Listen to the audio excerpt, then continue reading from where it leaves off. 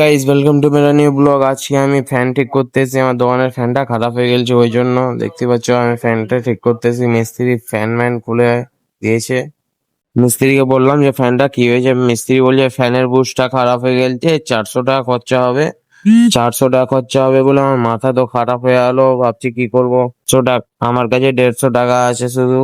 মিস্ত্রি complete fan করে দিয়েছে, কম বেশি 400 টাকা চাইছে মিস্ত্রি। এখন ফ্যান লাগা কমপ্লিট চলছেই, এখন বেশি দেরি নাই, আর 5 মিনিট লাগবে খুব জোর। তো দেখতে পাচ্ছ ফ্যানটা লাগিয়ে দিচ্ছে। এখন কত টাকা নিবে? 400 টাকা নিবে বলেছে। 400 টাকা আমার কাছে নাই ভাই, তো আমি কিভাবে দেবো এখানে? 150 টাকা আছে আমার কাছে, এবার 150 টাকা দেখা যায় কি নিচ্ছে কিনা। ফ্যানটা চালিয়ে দেখছি, এখন ভালোভাবে চলছে দেখতে পাচ্ছ তোমরা। ঘুরছে তো ভালোই ঘুরছে দেখতে পাচ্ছ।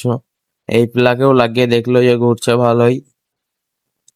এখন ধুয়ে দিলে, এখন পয়সা চাইছে 400 টাকা। আমি বললাম আমাকে 150 টাকায় আছে, এর বেশি না। এবার লিবা কি বলো, 150 টাকায় রাজি হয়ে গেল। ফ্যানটা দিয়ে দিলাম। আমি এখন সাইকেলে করে নিয়ে যাচ্ছি। আজকে রোববারটা প্রচুর জাম আছে, ওই জন্য যাতে মনে টাইম লাগবে আমার। দেখতে পাচ্ছ কত জাম আছে রোববারটা, আর ফ্যানটা ঘুরতে লেগে যায় এই সময় হাওয়াতে। দেখো কত জাম, একার সময় দাঁড়াতে হবে এই জায়গায়। এই জায়গায় দেখতে পাচ্ছ এখন দাঁড়িয়ে গেলাম, জাম হয়ে আছে, বাড়াতে পারছি না এই জায়গা দিয়ে। আর এই দেখো এখানে বাসের একটা লোক আমার দিকে তাকাচ্ছিল। আবার বেরিয়ে গেলাম ওখান থেকে ঘোড়শালায় চলে এলাম। দেখতে পাচ্ছ এখন ঘোড়শালায় মোড়ে আছি। ঘোড়শালা মোড় থেকে সোজাই দোকান যাব। ভিডিওটা যদি ভালো লেগে ফলো করলিও গাইস।